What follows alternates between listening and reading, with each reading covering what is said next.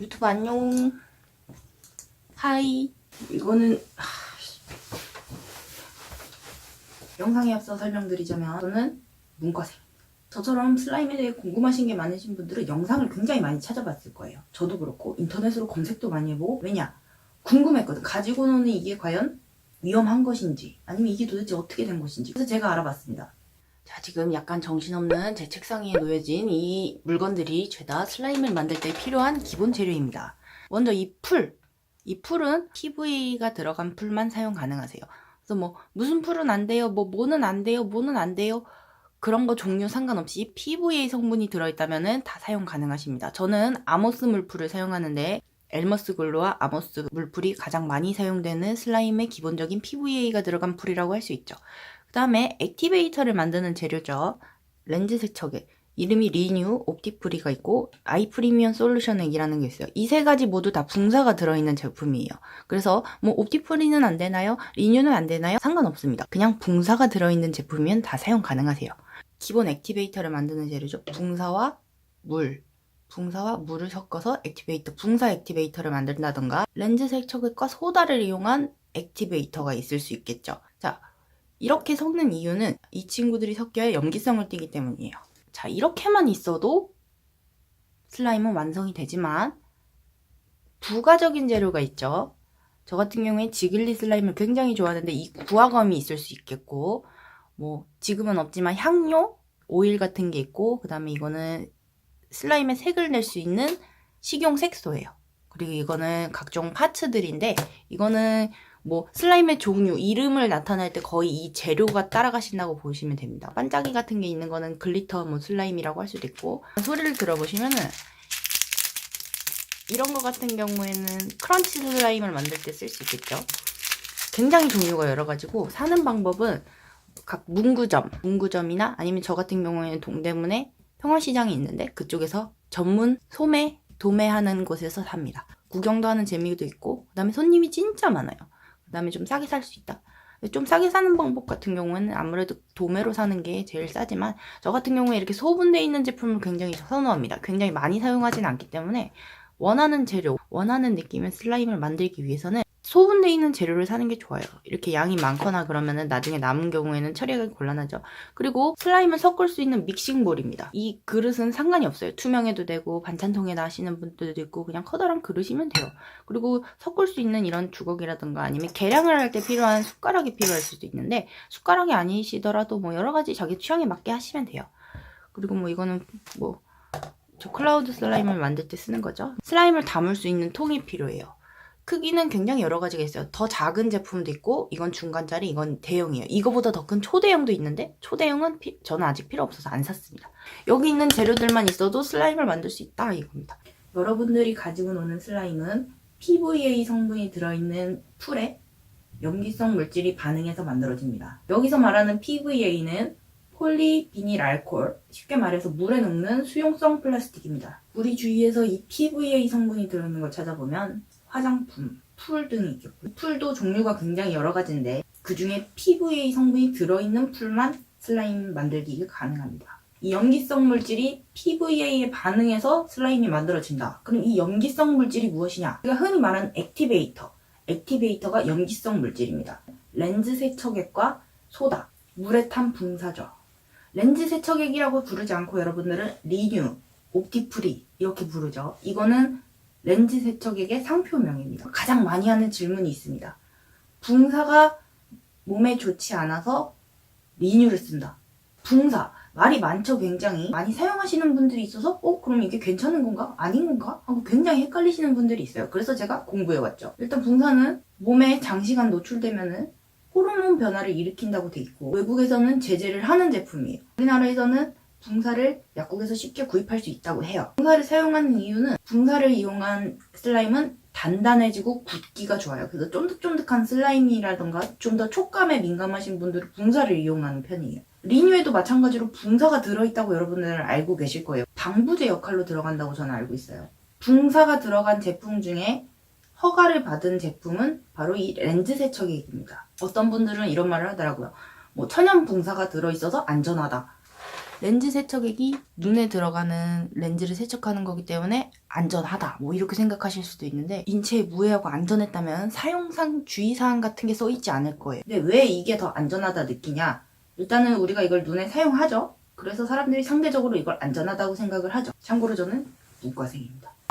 대표적인 염기성 물질이 하나 있어요.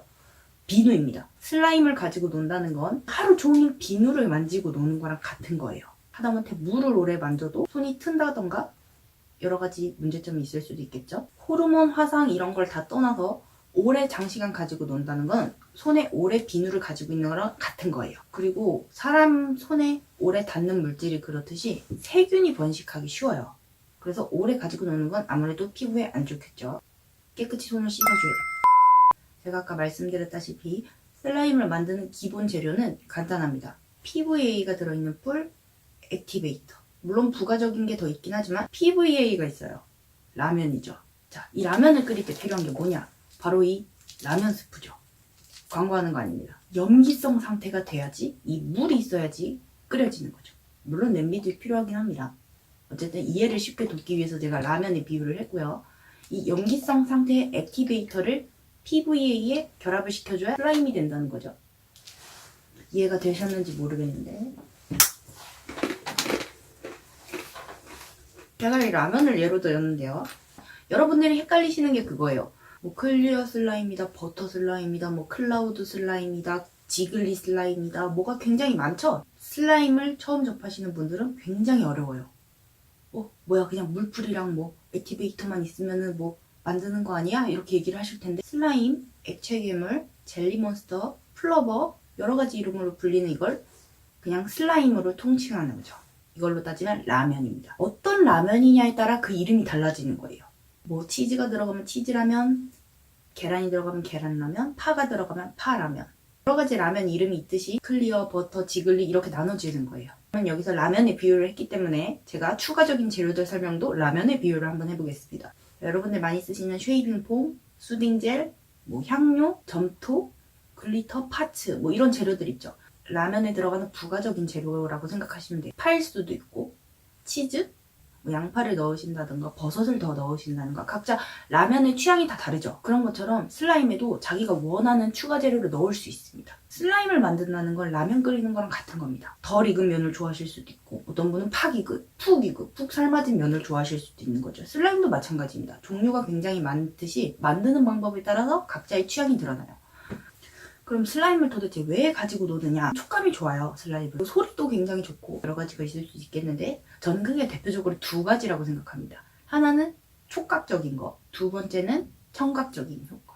뭔가 이 두 가지가 심리적 안정감을 주는 게 있어요. 물론 굉장히 많은 이유가 있습니다. 라면의 종류가 여러 가지듯이 슬라임의 종류도 굉장히 여러 가지죠. 취향에 맞는 라면 조리법을 찾으시는 거랑 같은 겁니다.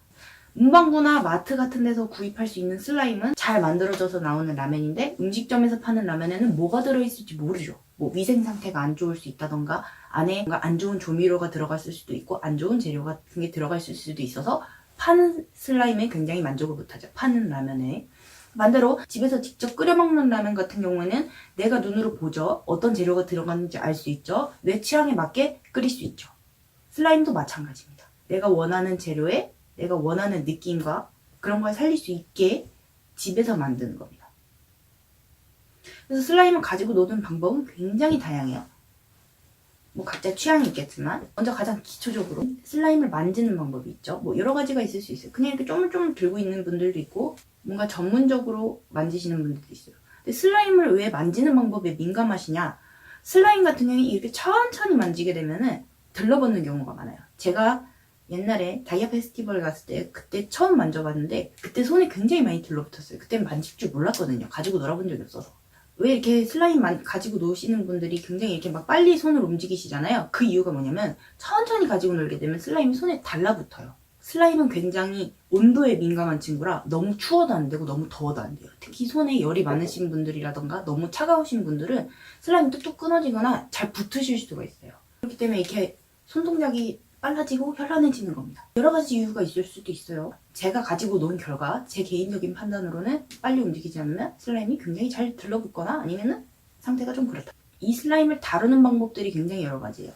슬라임을 쭉 늘리는 랩이 있게 바풍, 흔히 말하는 바람풍선으로 잘못 알고 있는 바풍, 바닥풍선이라고 하죠. 슬라임을 랩 형태로 늘린 후에 바닥에다가 강하게 탁 내리쳤을 때 안에 공기가 가둬지면서 풍선이 돼요. 공중에서는 이 바닥풍선이 만들어지지 않기 때문에 바닥에다가 내리치는데 이걸 바풍이라고 합니다. 꽉꽉이라 그래가지고 슬라임을 꽉꽉 누르는 동작이 있습니다.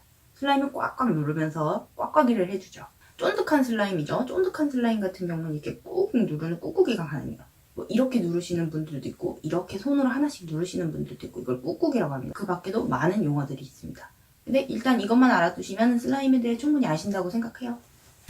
그럼 저는 다음 영상으로 찾아뵙겠습니다.